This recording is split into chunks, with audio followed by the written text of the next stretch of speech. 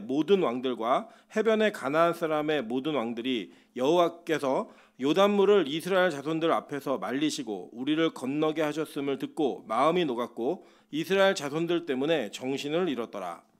그때 여호와께서 여호수아에게 이르시되 너는 부싯돌로 칼을 만들어 이스라엘 자손들에게 다시 할례를 행하라 하시매 여호수아가 부싯돌로 칼을 만들어 할례산에서 이스라엘 자손들에게 할례를 행하니라. 여호수아가 할례를 시행한 까닭은 이것이니 애굽에서 나온 모든 백성 중 남자 곧 모든 군사는 애굽에서 나온 후 광야길에서 죽었는데 그 나온 백성은 다 할례를 받았으나 다만 애굽에서 나온 후 광야길에서 난 자는 할례를 받지 못하였습니다. 이스라엘 자손들이 여호와의 음성을 청종하지 아니하므로 여호와께서 그들에게 대하여 맹세하사 그들의 조상들에게 맹세하여 우리에게 주리라고 하신 땅 곧 젖과 꿀이 흐르는 땅을 그들이 보지 못하게 하리라 하시매 애굽에서 나온 족속 곧 군사들이 다 멸절하기까지 40년 동안을 광야에서 헤매었더니 그들의 대를 잇게 하신 이 자손에게 여호수아가 할례를 행하였으니 길에서는 그들에게 할례를 행하지 못하였으므로 할례 없는 자가 되었음이었더라. 또 그 모든 백성에게 할례 행하기를 마침에 백성이 진중 각 처소에 머물며 낫기를 기다릴 때 여호와께서 여호수아에게 이르시되 내가 오늘 애굽의 수치를 너희에게서 떠나가게 하였다 하셨으므로 그곳 이름을 오늘까지 길갈이라 하느니라. 또 이스라엘 자손들이 길갈에 진쳤고 그 달 14일 저녁에는 여리고 평지에서 유월절을 지켰으며 유월절 이튿날에 그 땅의 소산물을 먹되 그날에 무교병과 볶은 곡식을 먹었더라. 또 그 땅의 소산물을 먹은 다음 날에 만나가 그쳤으니 이스라엘 사람들이 다시는 만나를 얻지 못하였고 그 해에 가나안 땅에 소출을 먹었더라. 아멘. 네, 우리 주변에 있는 분들에게 이렇게 한번 인사하도록 하겠습니다. 좋다 말았습니다. 네, 오늘 찬양 인도자가 사도행전 설교하는 줄 알고 너무 좋아가지고 와 오늘 설교가 지나가는구나 이런 마음이 있었는데 사도신경하더라고요. 지난번 우리 민하연 중사님은 사기신경을 했습니다. 사도행전 하다가 중간에 주기도문으로 갔다가 다시 사도신경 돌아와가지고 교회가 다양함을 가지고 하나님께 신앙을 고백하고 있는데 일관된 고백이 있는 교회가 되길 소망합니다. 다시 한번 주변에 있는 사람에게 인사하도록 하겠습니다. 당신과 나는 한 마음입니다. 네, 오늘 예배하러 오신 여러분이 한 마음으로 하나님께 예배하러 오셨음을 우리 서로의 모습을 통해 확인합니다. 우리 금요일 날 예배하러 오시는 분들은 정말 귀한 성도입니다. 하나님께서 주시는 가장 귀한 시간이 이 예배 시간임을 여러분 깨달으시면서 가장 쉬고 싶고 가장 놀고 싶은 이 시간에 예배하러 오신 여러분에게 하나님의 은혜가 가득하기를 주님의 이름으로 축원합니다. 네, 오늘은 여호수아 5장 1절부터 12절까지의 말씀을 가지고 부싯돌 칼의 할례라는 제목으로 하나님 말씀 증거하도록 하겠습니다. 이 여호수아서는 하나님께서 우리에게 주시는 말씀 가운데 우리 그리스도인들의 마지막 신앙 가운데 결정체인 천국을 향한 소망과 믿음이 어떻게 완성되는가를 모형으로 보여주는 전체 내용의 의미를 가지고 있습니다. 그래서 이 가나안 땅에 들어간다라고 하는 것을 보통은 천국에 들어간다라고 우리 보통 이해하고 있고요. 우리가 이제 사람이 죽을 똥 말똥하면은 뭐라고 보통 표현하냐면 요단강을 건널까 말까 하는 이런 모습이라고 얘기를 합니다. 그래서 우리 그 장성곡으로 부르는 찬양 가운데도 며칠 후 요단강 건너가 만나리 이런 찬양을 하기도 합니다. 우리가 왜 그렇게 찬양으로 고백하고 이야기를 하냐면 이 요단강을 건너가지고 가나안 땅에 입성하는 그 장면이 우리의 인생의 마지막과 하나님 앞에서 새로운 출발하는 그 영원한 나라에 들어가는 입성으로 이어지는 모형을 하고 있기 때문에 우리가 그것들을 고백하기도 합니다. 그래서 저는 오늘 이 내용이 가지고 있는 표면적인 내용보다는 그 안에 숨겨져 있는 천국에 대한 비밀 그리고 또 천국 백성이 된 우리들이 우리는 과연 요단강을 건넌 이스라엘 백성과 동일하게 그 은혜의 길을 걷고 있는가 이것의 확인을 통하여서 오늘 저와 여러분이 말씀 앞에 다시 은혜롭게 서는 귀하고 복된 시간 되시기를 주님으로 축원합니다. 자, 여기 본문의 먼저 배경을 좀 먼저 살펴보도록 하겠습니다. 먼저 보시면 우리 본문의 앞에 있는 4장 19절 한번 볼까요? 4장 19절. 자, 4장 19절 한번 제가 읽어보도록 하겠습니다. 4장 19절. 네, 띄워주세요. 4장 19절 읽겠습니다. 첫째 달 10일에 백성이 요단에서 올라와 여리고 동쪽 경계 길갈에 진침해라고 얘기했어요. 그죠? 자, 여기 보니까 지금 요단강을 건넌 이후에 우리 지난주에 요단강 건너는 사건을 저희가 수요일날 배웠었는데 요단강을 건넌 이후에 이 백성들이 길갈에 진을 쳤다라고 얘기합니다. 근데 그 때가 언제예요? 첫째 달? 저는 어려운 거 물어보지 않습니다. 쉬운 거, 성경 안에 답이 다 있는 거, 이런 거 물어봅니다. 어제도 우리 이승전 선생님 설교하시면서 바울에게 복음은 뭐다라고 얘기하면은 제목에 답이 있잖아요. 제목에. 여러분, 교육자들은 절대 어려운 거 묻지 않습니다. 어려운 걸 묻는 교육자는 학교에서 잘못 배운 거예요. 성도들의 수준이 그렇게 높지 않다는 거를 다 알고 있어야 되는데, 여기 보시면, 자, 언제 이 길갈에 진을 쳤어요? 첫째 달 10일. 자, 그러면 유대력으로 첫째 달은 무슨 달이었어요? 모르는 거 안 물어봅니다. 아는 거예요. 쉬운 거예요. 여러분, 유대력 중에 아는 달 이름 몇 개 안 돼요. 아비벌, 그죠? 그러니까 그냥 내가 들었던 거 얘기하면 거의 맞습니다. 자, 그럼 아비벌 10일은 뭘 준비하는 날짜예요? 그죠? 양을 준비하는 날짜예요. 그 양을 왜 준비했죠? 그 유월절을 위해서 준비했다는 거예요.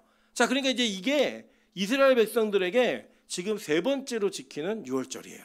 자, 첫 번째는 언제 지켰냐면 여러분 다 아시는 것처럼 출애굽기 12장에서 지킵니다. 자, 출애굽기 12장 2절부터 7절, 48절 한번 보겠습니다. 이달에 너희에게 달의 시작 곧 해 첫 달이 되게 하고 너희는 이스라엘 온 회중에게 말하여 이르라. 이달 열흘에 너희 각자가 어린 양을 취할지니 각 가족대로 그 식구를 위하여 어린 양을 취하되 그 어린 양에 대하여 식구가 너무 적으면 그 집의 이웃과 함께 사람 수를 따라서 하나를 취하여 각 사람이 먹을 수 있는 분량에 따라서 너희 어린 양을 계산할 것이며 너희 어린 양은 흠없고 1년 된 수컷으로 하되 양이나 염소 중에서 취하고 이달 열 나흘까지 간직하였다가 해질 때에 이스라엘 회중이 그 양을 잡고 그 피를 양을 먹을 집 좌우 문설주와 임방에 바르고. 여기 다 아시는 이야기죠. 자, 48절에 뭐라고 되어 있나 한번 볼게요. 너희와 함께 거류하는 타국인이 여호와의 유월절을 지키고자 하거든 그 모든 남자는 뭘 받아야 된대요? 할례를 받은 후에야 가까이하여 지킬지니 곧 그는 본토인과 같이 될 것이나 할례 받지 못한 자는 먹지 못할 것이니라 라고 얘기하면서 지금 이 유월절을 지키고 있는 가운데 그 유월절에 대한 규례가 쭉 나오고 이 유월절을 혹시 지키고 싶으면 외국인이라 할지라도 뭘 받으래요? 할례를 받으라는 겁니다. 이 할례를 받은 사람만이 이 유월절에 참여하여서 그 양을 먹고 임방과 문설주의 피를 바른 그 유월절 의식을 지킬 수가 있다라고 얘기하는 거예요.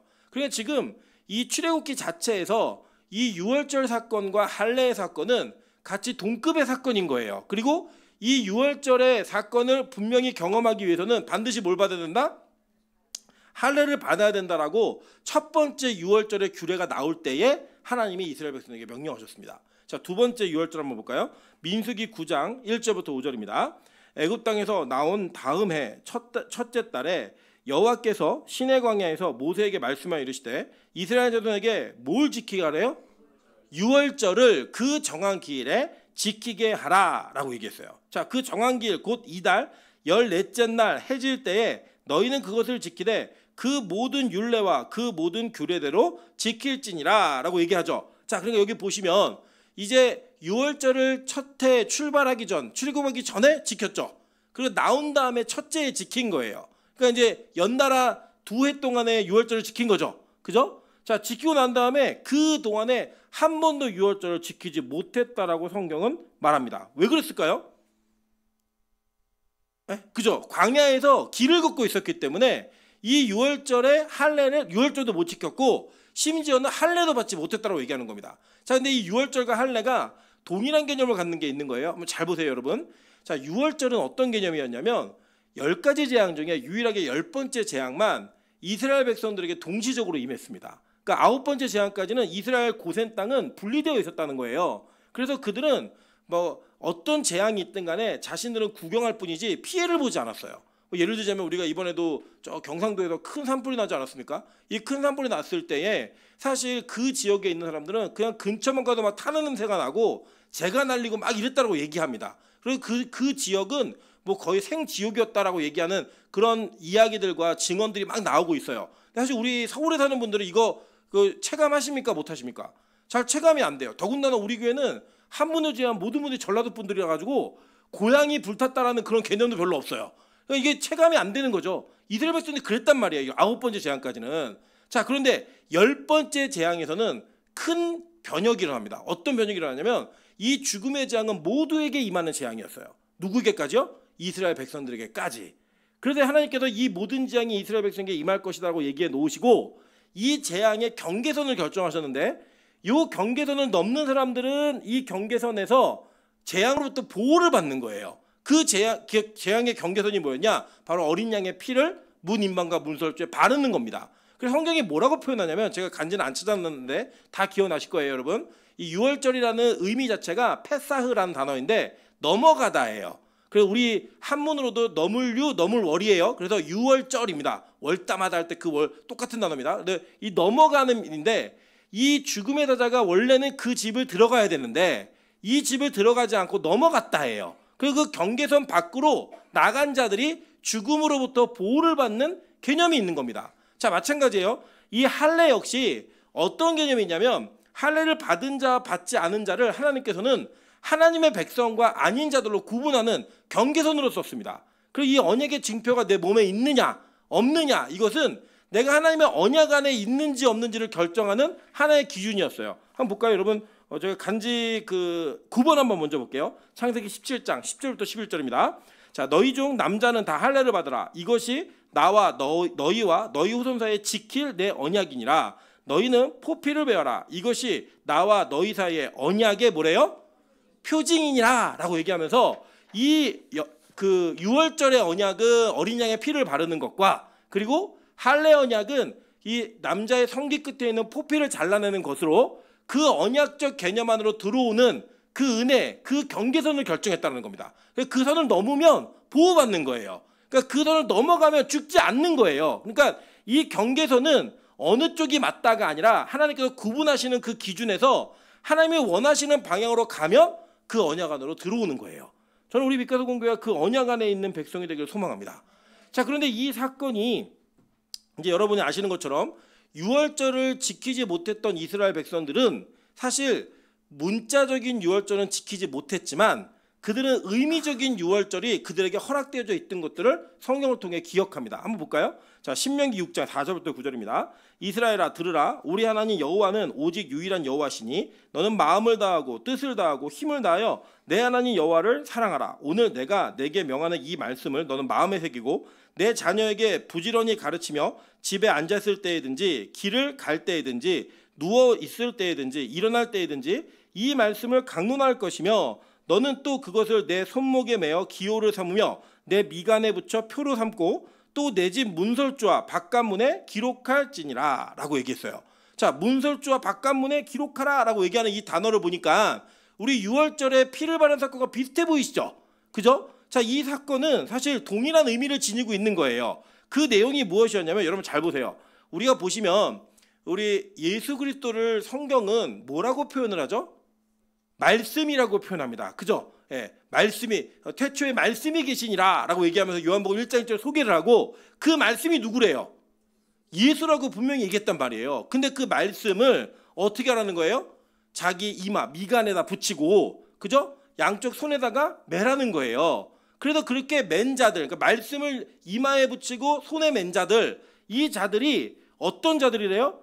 대대를 이어서 하나님을 사랑하고 하나님께 구원받는 자들이라고 얘기하고 있는 거예요, 지금. 그래서 그걸 명령하고 있는 겁니다. 자, 그래서 성경에서는 이 말씀의 할례를, 말씀의 그 피를 바르는 그 이야기가 어떻게 표현되고 있냐면 마음을 다하고 뜻을 다하고 그 하나님을 사랑하는 것이 연결되는 거라고 얘기하는 거예요. 자, 이해되셨죠? 자, 그런데 구약 성경은요, 이미 구약 성경에부터 육체적인 할례를 중요하게 여기지 않았어요, 사실은.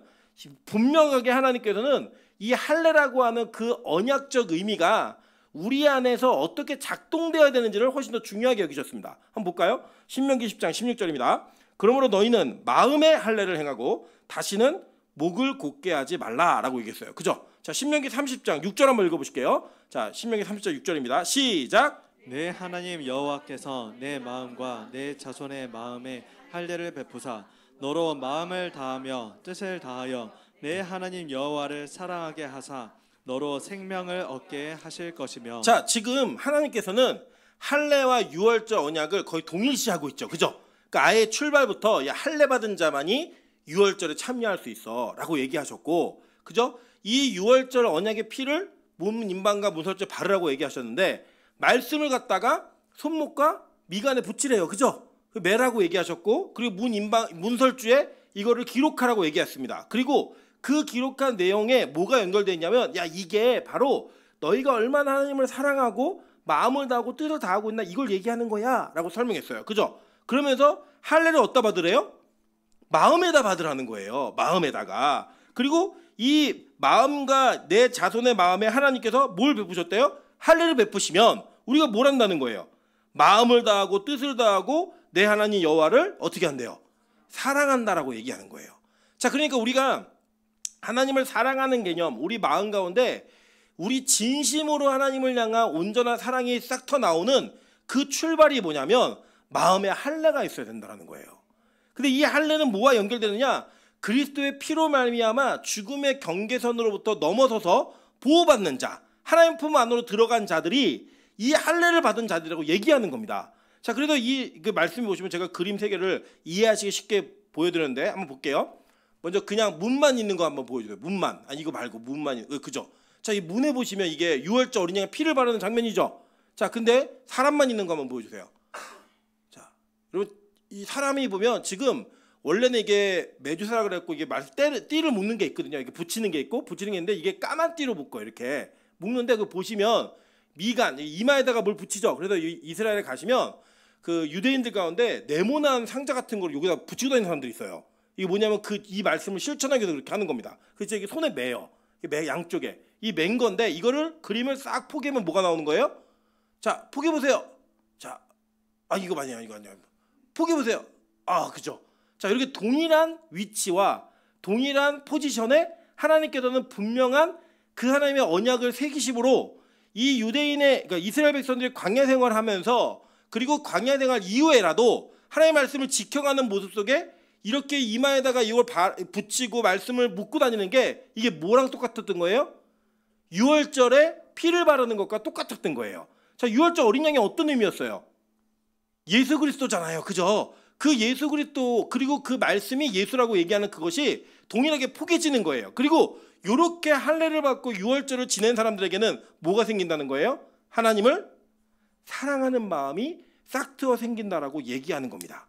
여러분 이게 바로 하나님께서 이스라엘 백성들에게 너희와 나와의 어떤 관계성을 이어가면서 무엇을 해야지 될 것인가를 얘기해주고 있는 장면인데 온통 뭐예요? 다 예수로 피바름하고 있다는 거예요. 이게 바로 그 내재적인 실제적 의미였다라고 성경은 이야기합니다. 자, 그런데 계속 볼게요. 오늘 여러분이 읽으셨던 그 내용 바로 전에 어떤 사건이 있냐면 자, 여호수아 4장 19절부터 22절 한번 보도록 할게요. 첫째 달 10일에 백성이 요단에 올라와 여리고 동쪽 경계 길갈에 진침해 여호수아가 요단에서 가져온 그 12돌을 자, 이 돌이라는 히브리어가 에벤이라는 히브리어인데 이 단어가 뭐냐면 돌, 바위 이런 뜻이에요. 그래서 실제로 이게 조각하지 않은 돌, 여러분 다 아시죠? 산돌이라고 하는 단어로도 동일하게 쓰입니다. 그러면 이 에벤에셀이라고 하는 것도 그 에벤이 뭐예요? 돌이에요, 돌. 그 돌을 세워놓고 여기까지 하나님께 도우셨다. 이 얘기를 하고 있는 그 내용이 바로 에벤입니다. 그러니까 이 돌이 여기 서 있는 거예요. 이 10일에. 그리고 여기 뭐라고 얘기하냐면 이스라엘 자손에게 말해 이르되 후일에 너희 자손들이 그들의 아버지에게 묻기를 이 돌들이 무슨 뜻이에요? 라고 얘기하면 자, 너희는 너희의 자손들에게 알게 하여 이르기를 이스라엘이 마른 땅을 받고 뭘 건넜대요? 요단을 건넜다라고 얘기했어요. 그죠? 자, 이 돌들이 무슨 뜻이냐라고 물어보니까 그 돌은 무슨 뜻이냐면 이거 요단 건넌 사건이야 라고 얘기하는 거예요. 자, 그러면 요단강을 건넌 사건은 우리 지난주에 배우셨죠? 이게 무슨 의미가 똑같다 그랬어요? 홍해를 건넌 사건과 동일한 사건이라 그랬죠. 그럼 홍해를 건넌 사건은 바울이 뭐라고 해석했어요? 세례라고 해석했잖아요.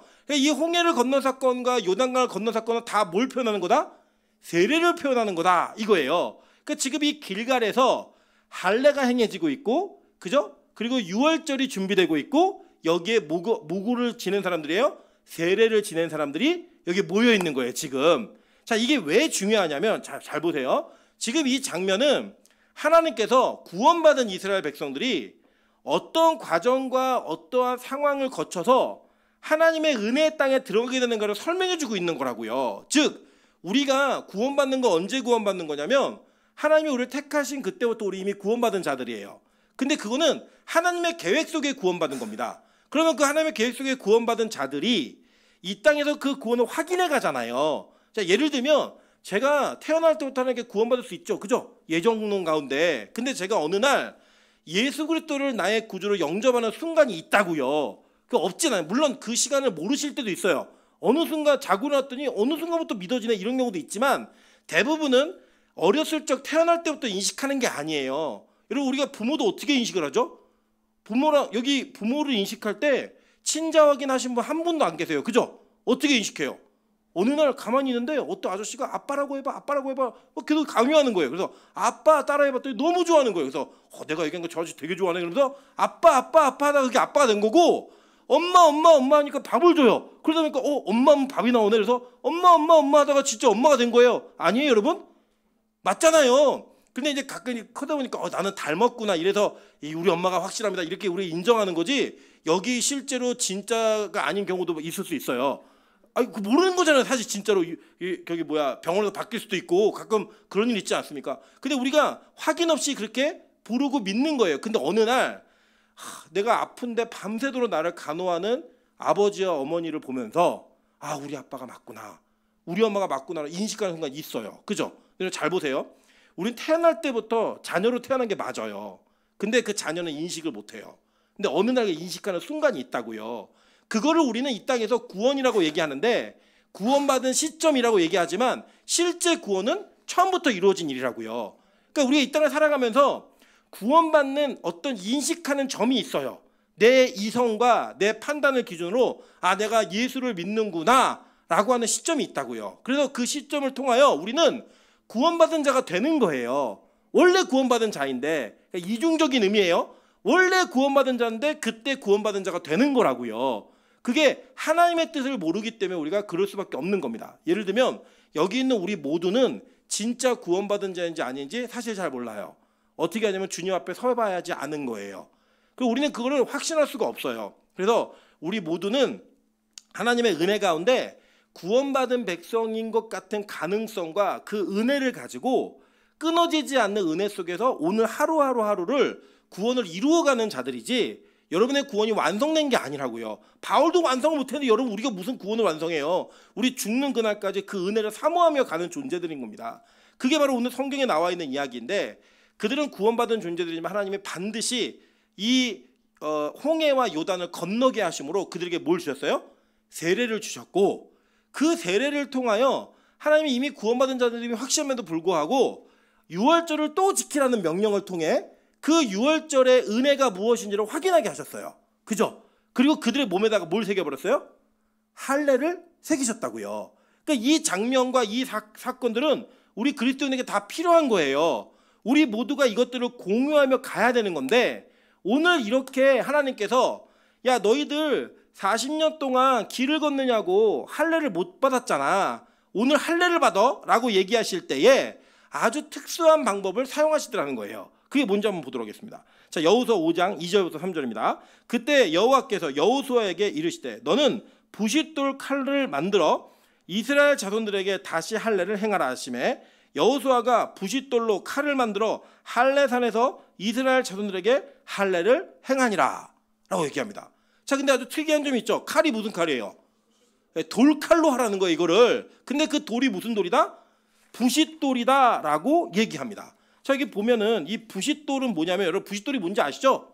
이게 팍팍 하면 불나는 게 부싯돌이잖아요. 근데 이게 성막과 에덴 동산의 그 모형을 그대로 가지고 구원이 이루어지는 장면을 보여주고 있는 거예요, 우리에게. 한번 보도록 할게요. 자, 창세기 3장 24절을 다 같이 한번 읽어보실게요. 자, 시작.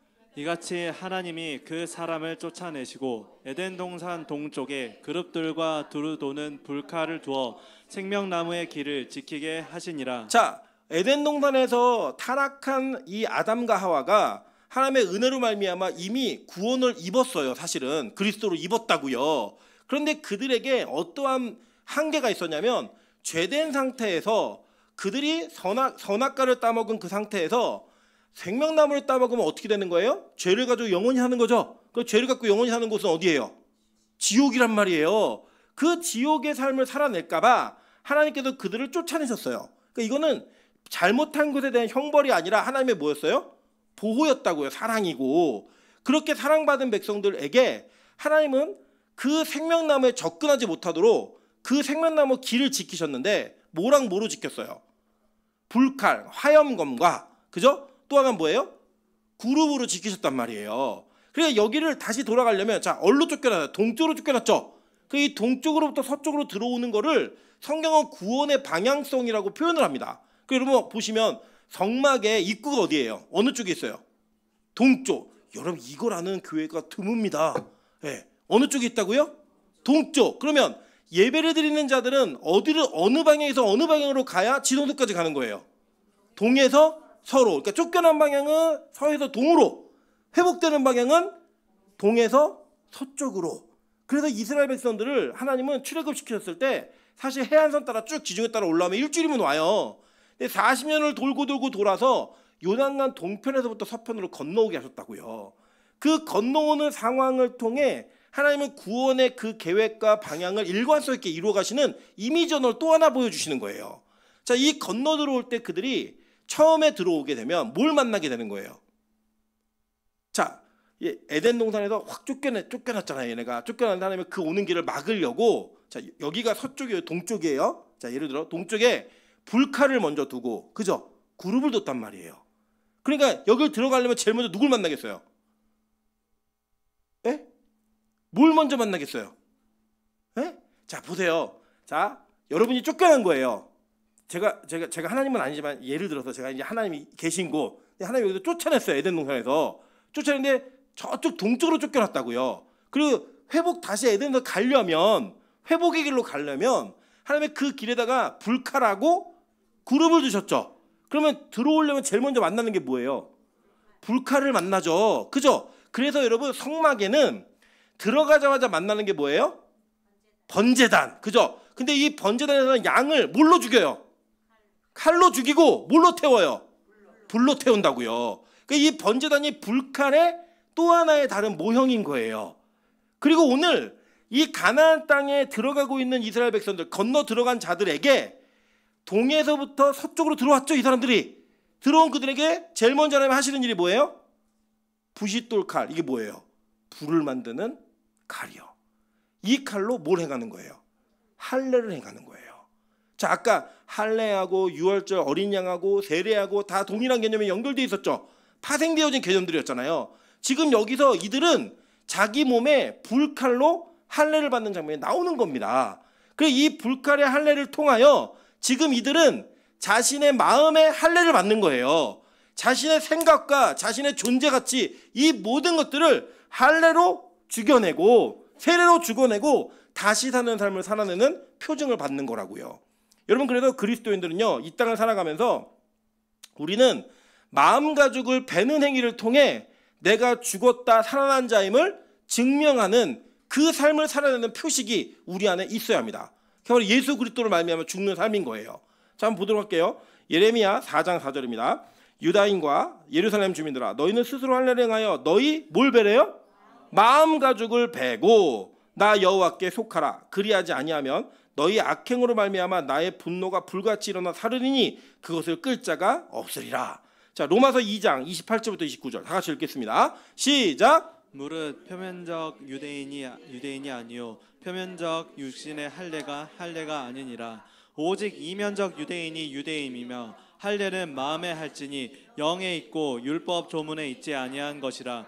그 칭찬이 사람에게서나 아니고 다만 하나님에게서니라. 자, 계속 볼게요. 골로새서 2장 11절부터 12절입니다. 자, 시작. 또 그 안에서 너희가 손으로 하지 아니한 할례를 받았으니 곧 육의 몸을 벗는 것이요 그리스도의 할례니라. 너희가 세례로 그리스도와 함께 장사되고 또 죽은 자들 가운데서 그를 일으키신 하나님의 역사를 믿음으로 말미암아 그 안에서 함께 일으키심을 받았느니라. 자, 여기 보니까 골로새서에서는 그리스도의 할례를 받았다라고 얘기해요. 그죠? 이게 손으로 하지 않은 할례래요. 그러니까 육신 할례가 아닌 거죠. 어떠한 할례요? 마음에 하는 할례인 거예요. 근데 그 할례를 얘기하면서 할례를 같은 의미로 연결된 게 뭐예요? 너희가 세례로 그리스도와 함께 어떻게 했다는 거예요?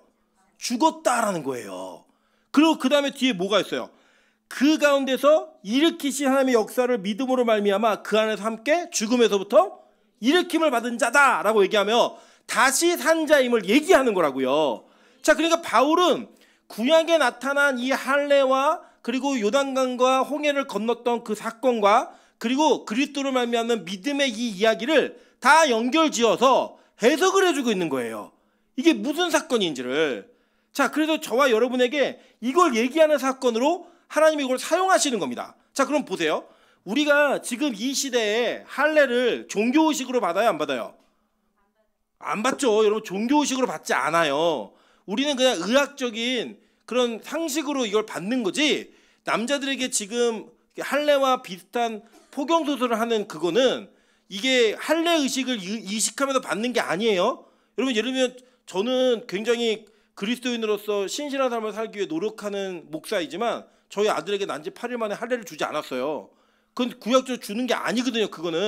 이거는 오히려 그 의미가 무엇인지가 중요한 거라고요. 자, 그러면 불칼로 할례를 받은 자들이라면 불로 세례를 받은 자들과 동일한 의미겠죠. 그죠? 그래서 그 불로 세례를 받음으로 말미암아 죽은 자들이 다시 살아나는 자들이 된다는 거예요. 이게 어디에 있었어요? 성막에 숨겨졌던 비밀이었고 에덴 동산에 숨겨졌던 비밀이었다고요. 그리고 오늘 이게 가나안 땅에 입성하고 있는 이스라엘 백성에게 나타나는 의미인 거예요. 자, 그래서 성경은 이 사건을 우리에게 이미 이미지로 보여줬다고요. 한번 볼게요. 자, 출애굽기 40장 38절입니다. 낮에는 여호와의 구름이 성막 위에 있고 밤에는 불이 그 구름 가운데 있음을 이스라엘의 온 족속이 그 모든 행진하는 길에서 그들의 눈으로 보았더라라고 얘기해요. 그죠? 자, 여기 그림 보이시죠? 간지에 그림 넣어드렸는데 지금 여러분이 보신 모든 그림은 빛과 소금 교회가 저작권을 갖고 있는 유일한 그림입니다. 자랑스럽지 않으십니까, 여러분? 이 그림이 어떤 그림? 그림에 그거 보셔도 돼요. 자, 이게 그림 뭐냐면 잘 안 보이시겠지만 저 밑에 첨자첨자 있는 게 이스라엘 백성들이에요. 그리고 그 위에가 확대하면 너무 부담스러워요. 부담스러운 거 조금 빼주세요, 뒤로. 자, 이게 그 밑에 있는 조그만 사람들 다 이스라엘 백성들이고 그 위에 구름이 있는데 우리 구름 기둥, 그럼 우리 보통 기둥을 이렇게 일자로 서 있는 걸 인식하시지만 그게 아니라 마치 이게 우산처럼 이렇게 돼 있는 구름을 얘기하는 거예요. 자, 그래서 그 기둥이 이렇게 눕혀져 있다고 보시면 돼요. 자, 근데 낮에는 그냥 구름 기둥만 있는 거예요. 그리고 보통 성경에 구름 기둥과 불 기둥 이렇게 얘기를 하니까 사람들이 그 기둥이 두 개 있었던 걸로 인식하시는데 그게 아니라 구름 기둥 안에 불 기둥이 밤에는 나타나는 겁니다. 그 이게 어떻게 보면은 비과학적이죠. 초과학적인 내용이에요. 그 구름이 뭐예요? 재질이 물, 그죠? 물로 이루어졌단 말이에요. 근데 그 물 안에 불이 있으면 이 구름이 생겨요, 안 생겨요? 안 생기잖아요. 여러분, 우리가 아침에 안개가 자욱하다가도 햇빛이 쫙 나면 다 없어지잖아요. 그 정도의 열기로도 그게 없어지는 게 그게 안개예요. 구름이라고요. 근데 그 구름 안에 초자연적으로 뭐가 생긴 거예요? 불이 생겼어요. 근데 여러분 잘 보세요. 바울이 고린도서 10장에서 해석을 해주는데, 자, 너희가 모세에게 속하여 다 구름과 바다 아래에서 세례를 받고 라고 얘기했어요. 우리는 그 바다는 너무 많이 배웠잖아요. 근데 이 홍해를 건넌 거는 출애굽 1세대에 출애굽 출발한 사람만 건넜다고요. 그리고 홍해를 다니면서 이게 홍해를 건넌 다음에 광야를 다니면서 태어난 애들이 있었겠죠. 얘네는 건넜어요, 못 건넜어요? 홍해를 못 건넜단 말이에요. 그럼 얘네는 어떻게 세례를 받았냐? 얘네는 구름 아래에서 세례를 받은 거예요. 세례가 뭐예요? 물속에 잠기다란 뜻이었죠. 근데 이 구름이 물이잖아요. 물이 머리 위에 있으면 어떻게 된 거예요? 잠긴 거잖아요. 그래서 여러분 우리가 약식 세례를 하죠. 장로교는 한국에서 어떻게 해요? 물을 머리에 뿌리면서 내가 머리까지 물에 찼다가 나온 존재, 이렇게 얘기를 한다고요. 자, 그런데 밤에는 어떤 일이 벌었어요? 거기에 불이 들어와서 나타나서 무슨 세례가 이루어진 거예요? 불세례가 이루어진 거라고요. 그러니까 이 바다에서 세례를 받은 자들과, 그죠? 그리고 불칼라, 부싯돌 칼로 할례를 받은 자들, 이게 똑같은 의미였잖아요. 이게 지금 출애굽에서 걷고 있는 이스라엘 백성 모두에게 일어난 동일한 사건이었다고요. 구름 아래에서 물로 세례를 받고 그 다음에 불로 세례를 받는 자들, 이게 동일한 이야기였다는 겁니다. 여러분, 그래서 실제로 성경에서는 우리의 죄악의 문제가 사해지는 과정 속에 반드시 필요했던 게 하늘로부터 온 불이었다라고 얘기를 하고 있어요. 한번 볼까요? 자, 레위기 9장 23절부터 24절입니다. 모세와 아론이 회막에 들어갔다 나와서 백성에게 축복하며 여호와의 영광이 온 백성에게 나타나며 불이 여호와 앞에서 나와 제단 위에 번제물과 기름을 사른지라. 온 백성이 이를 보고 소리 지르며 엎드렸더라. 사실 여호와 앞에서 나왔다는 이 표현이 어떤 표현인지 구체로 기술이 안 돼 있어서 많은 학자들이 예측을 하는데, 저는 역대하를 보면 이거 정확하다고 생각합니다. 역대하 7장 1절부터 3절 볼게요. 자, 이거 성전이에요. 앞에는 성막이었고, 솔로몬이 기도를 마침에 불이 어디로부터 내려왔어요? 하늘로부터 내려왔다라고 얘기해요.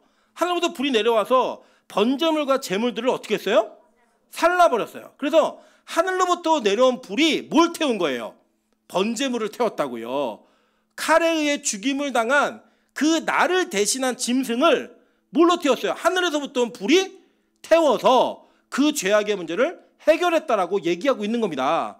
자, 그리고 예수님이 이 땅에 오셔서 뭐라고 얘기하셨나? 그 예수님의 사역을 이 세례요한이 소개를 해요. 근데 뭐라고 소개하나 한번 보도록 하겠습니다. 마태복음 3장 11절입니다. 나는 너희로 회개하게 하기 위하여 물로 세례를 베풀거니와 내 뒤에 오시는 이는 나보다 능력이 많으시니 나는 그의 신을 들기도 감당하지 못하겠노라. 그는 성령과 불로 너희에게 뭘 베푸신대요? 세례를 베푸실 것이요 라고 얘기했다고요. 자, 그러니까 이 땅에 오시는 예수님께서 우리에게 정확하게 그 불의 세례를 통하여 이전과는 다른 차원의 구원의 은혜를 이루시겠다라고 약속하신 거예요. 여러분 잘 보세요. 지금 이게 왜 모형이냐면, 우리 오늘 안 읽으셨지만 여호수아 5장 13절부터 15절에 보시면 이 불칼의 할례를 받은 사람들이 가다가 누굴 만나요? 여호와의 군대장관, 누구예요? 그룹을 만난다고요. 물론 이게 예수 그리스도인데 천사를 만나요. 자, 그게 이게 뭐예요? 아까 에덴 동산에 쫓겨난 자들이 들어오면서 불칼을 만났죠. 그 다음에 만나는 게 뭐예요? 그룹, 천사를 케루빔이라는 단어인데 이게 그 번역할 때 소리 음가를 잘못해가지고 그냥 이게 그룹이라고 번역이 된 거예요. 신천지는 이거를 천사 그룹이라고 이해해요. 멍청한 놈들이. 예, 그런 데 가서 예배 드리지 마세요. 성경 공부를 왜 그런 데 가서 하고 앉아있어요. 우리 빛가성공교로 오세요. 예, 은혜와 말씀이 정확한 성경 공부가 있잖아요. 자, 불칼을 지나서 누굴 만나요? 천사를 만났잖아요. 그죠? 이스라엘 백성들이 불칼의 할례를 받고 가다가 누굴 만나요? 여호와의 군대 장관을 만나는 거예요. 이 가나안 땅에 들어가는 게 뭐예요? 생명나무로 걸어 들어가는 은혜의 회복의 장소임을 모형으로 보여준 거라고요. 물론 히브리서에서 야, 여호수아가 너희에게 온전한 안식을 줬으면 다른 안식은 필요하지 않아. 그 안식은 다른 분이 준비하고 있어. 그 예수님이란 분이야. 이걸 소개하는 내용이 나오잖아요. 그게 또 이게 완전한 천국은 아닌데 천국을 모형하고 있다는 거예요. 그러면 저와 여러분이 이 땅을 살아가면서 진짜 그리스도인으로 내가 구원받은 자이고 내가 세례를 받았다고 얘기하면 우리는 그 세례 속에 불칼로 뭘 받아야 돼요? 마음의 할례를 받아야 되는 백성들이라고요. 그리고 그 할례를 받음으로 말미암아 우리의 자신이 죽어지고 다시 태어나는 그 상황을 통하여 우리가 온전하게 구원받은 존재임을 우리는 말씀 앞에서 그리고 실제 내 삶 앞에서 확인하는 작업이 필요하다는 겁니다. 여러분 그게 뭔지 아세요? 자, 사도행전 2장 1절부터 4절입니다.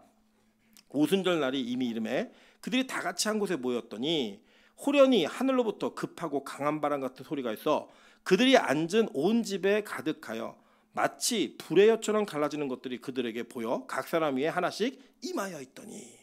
잘 보세요. 여러분 제자들은 이미 세례를 받은 자들이었어요. 아마 예상하기에 뭐 마태가 그러니까 저기 베드로나 안드레, 요한 이런 사람들 다 세례 요한의 제자들이었잖아요. 이 사람들은 이미 세례 요한에게 물로 세례를 받은 사람들일 거예요. 세례를 받았다고요. 여러분 이 제자들이 예수님을 따라다니면서 예수님의 기적과 이적을 다 보았고 십자가도 보았어요. 심지어는 예수의 부활도 보았다고요. 그 부활도 본 그들에게 마지막 부활 보기 전의 사건이지만 예수님이 발을 닦아주실 때 저 목욕시켜주세요. 그랬더니 뭐라고 했냐면 이미 목욕한 자는 다시 목욕할 필요가 없어. 이게 얘기했잖아요. 그 목욕이 무슨 의미예요? 물속에 들어갔다 나온 세례의 의미였다고요. 그런데 그것이 모두가 경험되어지고 심지어는 그 뒤에 부활한 예수 그리스도의 몸까지 만져본 그들에게 사실은 그리스도인들이 가져야 될 가장 탁월함인 능력이 나타나지 않았어요. 그 뭔지 아세요? 복음을 못 전했다고요. 무서워가지고 문 닫고 벌벌 떨고 있었다고요. 자기가 믿고 있는 그 믿음의 실체를 믿지 않는 세상 앞에서 볼 수 없는 존재들이었다고요. 근데 그들에게 뭐가 임했는 줄 아세요? 오순절 날 그들에게 약속한 하늘로부터의 불세례가 임하는 그 순간부터 그들의 삶이 완전히 달라지기 시작합니다. 여러분 잘 보세요. 이들에게 지식적으로 뭐 더한 건 없어요. 이미 지식적으로 그들은 불세례를 받기 이전과 이후는 똑같은 지식이에요. 다르지 않아요. 경험도 별로 다르지 않아요. 단 하나의 경험이 달랐다면 하늘로부터 내려온 불이 각 사람 위에 임하여 있으니까 그들이 이제 더 이상 죽음을 두려워하지 않는 진짜 구원받은 백성의 모습으로 자기의 삶을 살아가는, 그러니까 내가 내 삶이 아니에요. 부름받은 삶을 살아가는 그 사람으로 거듭나는 백성이 되었다라는 거예요. 여러분 그 경험이 있었던 그 제자들은 자기의 목숨도 생명도 아끼지 않고 예수를 위해 모든 것들을 다 드리는 인생을 살았다고요. 저는 우리 지금 한국 교회에 그리고 한국 성도들에게 가장 필요한 그것이 바로 하늘로부터 온 불, 지금 오늘 본문에 의하면 부싯돌에 의한 할례가 반드시 필요한 시기라고 저는 생각합니다. 여러분 이 시대가요 이제 교회를 안 입고 온 눈으로 보기 시작했어요. 앞으로 더 심해질 거예요. 이번에 정치적인 이슈와 연결되어서 교회는 어떤 세력이 되었냐? 교회는 나라를 어지럽히고 분열을 조장하는 세력이 되어버렸어요. 심지어는 교인들이라고 얘기하면 이젠 더 이상 신뢰하지 못할 대상들로 여겨지는 그런 모습들이 실제 이 사회 속에 깊이 뿌리내리기 시작했습니다. 제가 장담하건대 이거 잘 안 바뀝니다.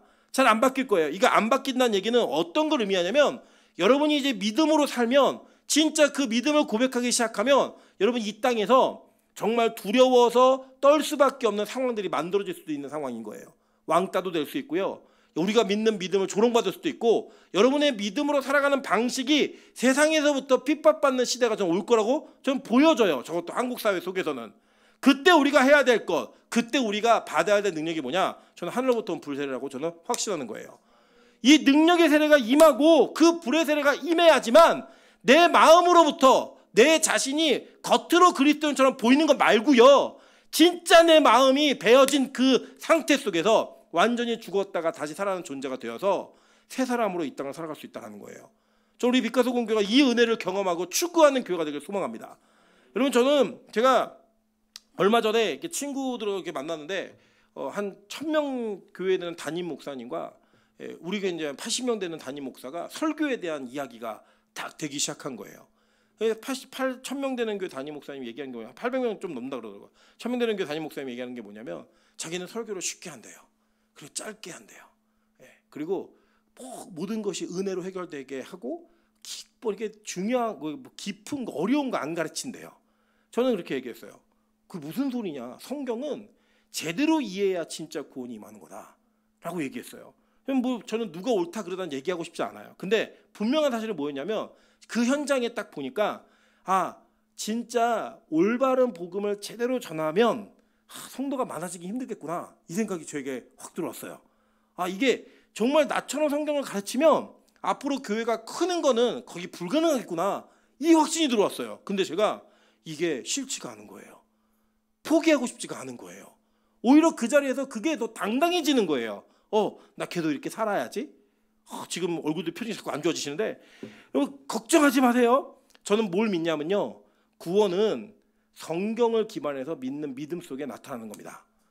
구약의 복음이 어떻게 전달되었는가를 이해한 자들이 진짜 신약에 오신 예수 그리스도를 제대로 볼 수 있었어요. 구약의 내용이 무엇인지를 정확하게 해석했던 사람들이 볼품없는 예수가 메시아임을 인정할 수 있었다고요. 저는 우리 빛가서 공교회가 그런 교회가 되길 소망합니다. 많은 숫자 아니어도 괜찮아요. 진짜 복음에 대한 이해 속에서 그 이해가 내가 믿고 있는 예수가 어떤 분인지를 제대로 고백하고 마음의 할례를 통하여 내가 죽고 예수가 사는 그 인생을 살아가는 자들이 여기 있다면 하나님께서는 저와 여러분을 하나님의 사람으로 세워가실 거라고 저는 믿습니다. 여러분 그래서 우리가 이 땅을 살아가면서 매 순간마다 우리는 많은 시험과 고통과 고난과 훈련 가운데 넘어지고 쓰러지고 내 자신을 죽이는 게 너무 힘들겠지만 여러분 잘 보세요. 마음의 할례는 우리로 하여금 하나님을 사랑하게 만들어요. 사랑하면 자원한다고요. 자원하게 돼 있는 거예요. 제가 요새 폭삭 속았수다라는 그 드라마를 정주행으로 2번에 나눠서 다 봤습니다. 다 봤는데요. 거기서 제가 뭐 사실 저희 세대가 조금 포함되는 이야기들이 있었기 때문에 되게 공감하면서 봤어요. 근데 저는 제일 공감했던 게 뭐냐면 저는 그 드라마 전체가 사람들은 뭐 아이유가 캐스팅이 됐다 안 됐다 뭐 잘 좋은 캐스팅 아니다 뭐 여러 가지 얘기들 하는데 저는 그 드라마는 관식이에게 바치는 드라마라고 저는 생각해요. 그러니까 이 어려운 시대를 살아왔던 아버지들에게 그 아버지에게 바치는 드라마였고 왜 아이유가 1인 2역을 했는가 뭐 사람들은 뭐 이게 안 어울린다 여러 가지 얘기하지만 제가 그걸 알았어요. 관식이가 애순이에게 3가지를 약속해요. 그거 아세요? 시집 내게 해줄게, 그 다음에 대학 보내줄게, 육지에서 살게 해줄게. 3가지 약속합니다. 실제로 뭐만 지켰어요? 다는 못 지키고 하나만 지킬 거야. 내가 다 지킨다 그래. 그래서 나중에는 다 지킬게 얘기를 했는데 실제로 딱 하나만 지켰어요. 뭘 지켰냐면 시집 내는 것만 지켜줬거든요. 근데 그 애순이가 딸하고 똑같이 생겼잖아요. 그 딸이 대학을 가고 육지에 살아요. 그래서 그게 다 이루어지는 거예요. 그걸 표현하고 싶었던 것 같아요, 감독은. 그런데 거기에 그 아내를 향한 사랑이 누구에게까지 흘러가요? 딸에게까지 흘러가요.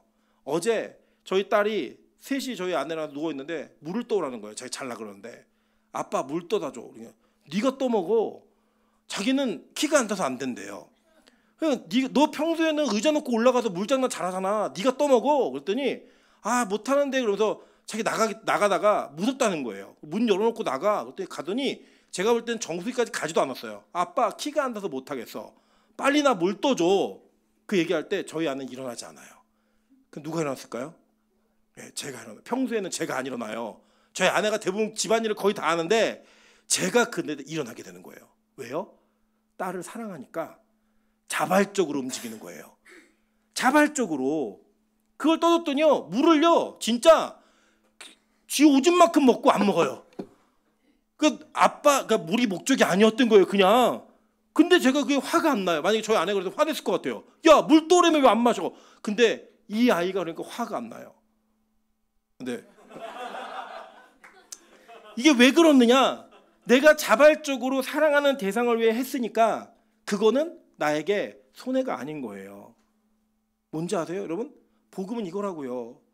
저는 제일 불쌍한 사람들이 억지로 신앙이 흉내내는 사람들이에요. 이거 어떻게 해요, 이 짓을? 여러분, 솔직히 여러분이 뭐 매일 예배 힘들지 막 이런 얘기 저도 힘들어요 얘기하지만 저 솔직히 말하면 그렇게 힘들지 않아요. 그냥 저는 하나님이 저를 그렇게 부르신 사람이라 생각하고요. 그 부르심의 사명 속에서 쭉 가는 거예요. 그래서 저는 그게 별로 힘들지 않아요. 저는 제가 여러분 아시지만 제 인생은 지금 여분으로 살고 있는 거잖아요. 하나님이 그냥 더 주셔서 그냥 원래 못 살 삶을 살고 있는 거예요. 그래서 저는 설교 한 타임이 저는 힘들지 않아요. 전 너무 재밌고 신나요. 그냥 와 내가 이런 걸 할 수 있다니 그 감격과 기쁨이 있어요. 저는 확신해요. 이건 제 마음 아니에요. 여러분 저는 여러분들 대단합니다 이걸 얘기하는 게 아니에요. 하나님이 저에게 그 은혜를 주셨어요. 그 성령의 세례를 저에게 주셨다고요. 전 지금도 이해할 수 없어요. 그래도 이번에도 사촌생이 자기 너무 놀고 싶은데 하나님 때문에 못 놀니까 미치겠다는 거예요. 그런데 저는 그것도 저는 제 마음에 없어요. 그냥 제가 부르신 바는 이 사명이 이거니까 이거 하며 사는 게 저는 너무 행복하고 좋아요. 저는 이 은혜가 우리 교회 안에 있기를 소망합니다. 제가 저희 어머니의 인생을 바라보고 목회를 바라보면서 참 놀라운 것 중에 하나는 어떻게 초지일관 저렇게 살 수 있을까. 제가 근데 옆에서 보면요 저희 어머니가 너 미치겠는데 오늘도 해야지 이렇게 안 하세요. 맨날 신나세요 맨날. 저는 이해가 안 돼요. 본인이 설교해놓고 오늘 그 너무 좋았지. 대박이야 대박 이런 본인이 맨날 그러세요. 너무 그 신나는 거예요. 그 얘기를 할 때 보면 그냥 소녀가 자기 인생에 너무 좋은 것들을 만나갖고 기쁨을 주체할 줄 모르는 그런 모습이에요. 여러분 제일 많이 예배를 드린 사람이 하루에 3번씩 예배를 드린 사람이 그걸 하고 있어요. 이번에도 목사들 모임에 가니까요 어떻게 주일날 1부 2부 저녁 예배 다 다른 걸 하냐요. 그러다 일찍 죽는다는 거예요. 전 너무 신나요. 제가 왜 다르게 하는 줄 아세요? 저 은퇴하기 전에 성경 한번 다 한번 설교해보고 싶어가지고 저 그거 딱 하나예요. 그냥 뭐 여러 가지 이유가 있겠지만 그 딱 하나. 여러분 그리고 준비해 매주마다 그렇게 하는데도 시간이 모자라요. 미치겠어요 아주. 그런데 그 은혜가 저는 제 욕심이 아니라 하나님 주신 마음이라고 생각하는 거예요. 저는 그 우리 교회에 임하기 소망합니다. 억지로 하지 마세요. 저는 적어도 이 세대가 자기의 외식과 자기의 체면과 의를 세우기 위해 그렇게 열심히 노력하고 있는 그 속에서 어느 한 교회는 은혜로 가는 교회는 좀 있어야 될 거 아니에요. 어느 한 교회는 은혜로 목회하는 목사가 좀 있어야 되고 어느 한 교회는 은혜로 금요철야를 하는 교회가 있어야 될 거 아니에요. 저는 그 교회가 빛과 소금 교회가 되길 소망합니다. 그 성도가 빛가서군교회 성도가 되시기를 소망합니다. 그런 사역자들이 빛가서군교회 사역자가 되기를 소망합니다. 여러분, 그게 임해야 우리 교회는 부싯돌의 칼에 할례를 받은 교회가 되는 거예요. 진짜 구원받은 교회가 되는 거라고요. 저는 이 은혜를 위해서 오늘 밤 기도도 시키니까 한다 이게 아니고요, 최선을 다하는 기도가 있었으면 좋겠어요. 하나님 너무 사랑하고요, 하나님과 너무 대화하고 싶거든요. 주님, 제 기도 좀 들어주세요. 저랑 얘기 좀 해주세요. 그 간절함이 있는 기도가 됐으면 좋겠습니다. 교육자들만 소리 높여서 찬양하는 기도하는 그런 교회가 아니라 성도들의 기도 소리가 마이크를 압도하는 그런 교회가 되기를 소망합니다. 여러분, 저는 우리 교회가 이것이 자원하는 은혜 가운데 이루어지려면 하늘로부터 내려온 불이 있어야 되고 믿는 거예요. 그 불의 세례를 받으세요. 그 불의 할례를 받으세요. 그래야 우리는 마음 가지고 배고 주님 앞에 우리가 사랑하는 자원함으로 나아갈 수 있다는 거예요. 저는 그 사모함이 있는 이 저녁 기도가 되기를 주님의 이름으로 축원합니다. 같이 한번 찬양으로 나아가도록 하겠습니다. 우리 주의 도를 버리고, 이 찬양 가사 후렴에 보면 성령의 불로 나의 마음을 태워주소서, 성령의 불로 나의 영혼 새롭게 하소서, 이 찬양의 가사가 있습니다. 여러분, 이 찬양의 가사를 부르실 때 목청껏 부르시면서 하나님, 내 기질과 내 성품과 내 옛사람을 다 뛰어넘어서 다 죽여버리고 새 사람으로 태어나는 은혜가 있게 좀 도와주십시오. 여러분, 하나님, 내가 장로, 권사, 목사, 교육자인데 소리 높여 기도 한번 제대로 할 수 없는 그런 한계가 내 안에 있습니다. 주님, 그 한계를 뛰어넘는 은혜가 이 가운데 나타날 수 있게 도와주십시오. 여러분, 그렇게 찬양으로 기도하며 주님 앞에 나아가도록 하겠습니다.